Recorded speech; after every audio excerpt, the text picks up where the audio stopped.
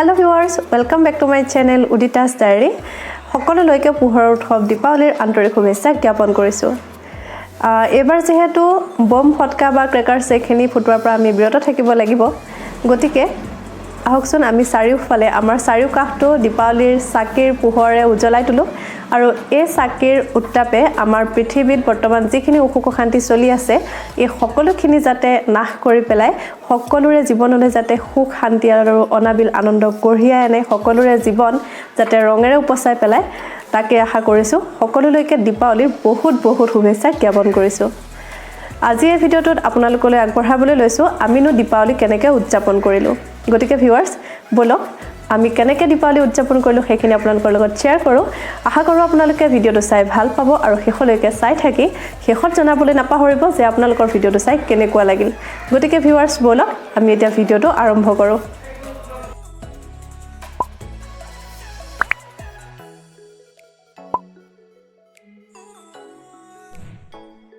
Good morning viewers, আজি শুক্ৰবাৰ হয় অৰ্থাৎ দিৱালীৰ আগদিনা।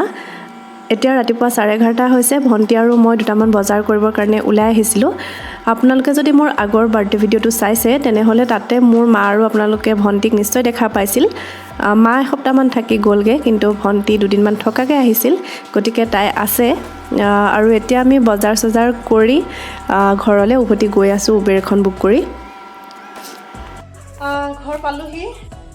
কি বস্তু আনিছোঁ সেইখিনি দেখুৱাম বাৰু আপোনালোকক দিৱালীৰ কাৰণে, আৰু দিৱালীত কিনো কৰোঁ সেই বস্তুখিনি সেইখিনিও আপোনালোকক দেখুৱাম। এতিয়া ফাৰ্ষ্টতে ফ্ৰেছ হৈ লওঁ, তাৰপিছতে আকৌ আপোনালোকক লগ পাই আছোঁ, গতিকে ভিডিঅ'টো চাই থাকিব। ফ্ৰেছ হৈ আহি আপোনালোকক বস্তুকেইটা দেখুৱাই ল'ম বুলি ভাবিলোঁ। এই টেডি বিয়াৰটো আনিছোঁ এজনী অকণমানি ছোৱালীক গিফ্ট কৰিবৰ কাৰণে, আৰু লগতে আনিছোঁ কেইগছমান চাকি, ৰংগলীৰ কাৰণে ৰং, ঊল, বেলুনছ, আৰু আনিছোঁ কেইটামান লাইট। এয়া হ'ল দিৱালীৰ দিনা অৰ্থাৎ শনিবাৰৰ দিনা ৰাতিপুৱাৰ ভিডিঅ'। ভণ্টি এটা ৰংগলী আঁকি আছে। তাই হেনো দুটা ৰংগলী বনাব, গতিকে এটা ৰাতিপুৱাই বনাই থৈছে আৰু আনটো হেনো বনাব গধূলিলৈ। কিন্তু মোৰহে মনটো ইমান এটা ঠিক লাগি থকা নাই। তাই এইবাৰ অলপ দিন বেছিকৈ থকাকৈ আহিছিল। এতিয়া যিহেতু যাবগৈ, মানে ক্লাছ ষ্টাৰ্ট হ'ব হৈছে সিহঁতৰ অফলাইন ক্লাছ, চ' তাই হোষ্টেল যাবগৈ লাগিব, শিলচৰ যাবগৈ। মই আকৌ আগৰ নিচিনাকৈ অকলে অকলে থাকিব লাগিব, হাজবেণ্ড আৰু মই থাকিম। তাই থকাৰ কাৰণে ভাল লাগি আছিল, যিহেতু তাই যাবগৈ এতিয়া মনটো ইমান এটা ঠিক লাগি থকা নাই। এয়া গধূলিৰ ভিডিঅ'। মই এতিয়া চাকি জ্বলাই আছোঁ, আৰু এই চাকিৰ পোহৰে যাতে পৃথিৱীৰ পৰা সকলোখিনি বেয়া শক্তি নাশ কৰি পেলাওক তাকে আশা কৰিছোঁ। এই চাকি ছগছ লৈছোঁ বাহিৰত দিবৰ কাৰণে, আৰু এয়া চাকি জ্বলাই হৈছে। ইফালে আপোনালোকক যে ৰাতিপুৱা ৰংগলীটো দেখাইছিলোঁ সেইটোত ভণ্টিয়ে চাকি দিলে। ফাইনেল লুকটো এইটো হয়।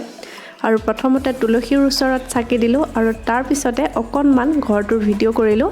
আমি যিটো ঘৰত আছোঁ সেই ঘৰটোৰ অকণমান ভিডিঅ' কৰি আপোনালোকক দেখুৱালোঁ। গতিকে ভিউৱাৰ্ছ আমি আমাৰ দিৱালী এনেকৈ উদযাপন কৰি আছোঁ। ভিতৰতে লাইট লগাইছোঁ অকণমান, আৰু বাহিৰতো চাকি বন্তি দিয়া হ'ল। কিন্তু আজি আমাৰ ঘৰত ভণ্টি আৰু মইহে আছোঁ। হাজবেণ্ড যোৰহাটৰ ঘৰলৈ গৈছে, গতিকে তেওঁক এই ভিডিঅ'টোত মই দেখাব নোৱাৰিম। আৰু আমাৰ ছাইডতে দাদা বৌহঁত আছে, দাদা বৌ ছোৱালী, আমি গোটেইকেইজনে লগ লাগি এনেকৈ সৰুকৈ উদযাপন কৰিছোঁ। আৰু আপোনালোকে বাৰু কেনেকৈ উদযাপন কৰিছে মোক জনাবচোন কমেণ্ট কৰি, আৰু আপোনালোকৰ ফটোও পঠাব পাৰে মোলৈ। ফটো মাৰিছে যদি মোলৈ পঠাব বুলি আশা কৰিলোঁ। আৰু এতিয়া ভণ্টিয়ে বাহিৰত বনাই আছে এটা সৰুকৈ ৰংগলী, গতিকে ব'লক আপোনালোকক অকণমান দেখাওঁ তাইনো কি আঁকিছে। আৰু ব'লক তেনেহ'লে এতিয়া আপোনালোকে ৰংগলীটো চাই ল'ব। বাহিৰত আহি দেখিছোঁ ভণ্টি খুবেই ব্যস্ত হৈ আছে ৰংগলী বনোৱাত। সৰুকৈ বনাইছে, এইটো হৈ গৈছে হেনো অলমষ্ট। আৰু ইয়াতে এতিয়া চাকি দিব। এয়া চাকিখিনি তাই দিলেই, আৰু ফাইনেল লুকটো এইটো হয়। কেনেকুৱা লাগিছে জনাবচোন ৰংগলীটো। আমাৰ কিন্তু খুব ভাল লাগিছে, সৰু যদিও বিৰাট মৰম লগা হৈছে ৰংগলীটো। আৰু আমি দুখনমান ফটো মাৰিছিলোঁ, ভাবিলোঁ সেইকেইখনো আপোনালোকৰ লগত শ্বেয়াৰ কৰোঁ। এয়া ভণ্টি মই এনেকৈ ফটো মাৰিছিলোঁ। ফটোকেইখন কেনেকুৱা হৈছে জনাবচোন বাৰু। ঘৰতে থকা ফটো এনেই দুখনমান লৈ থ'লোঁ, আৰু হাজবেণ্ড যিহেতু নাই সেইকাৰণে তেওঁৰ লগত থকা ফটো দুখনমানকৈ ইয়াত দি দিলোঁ।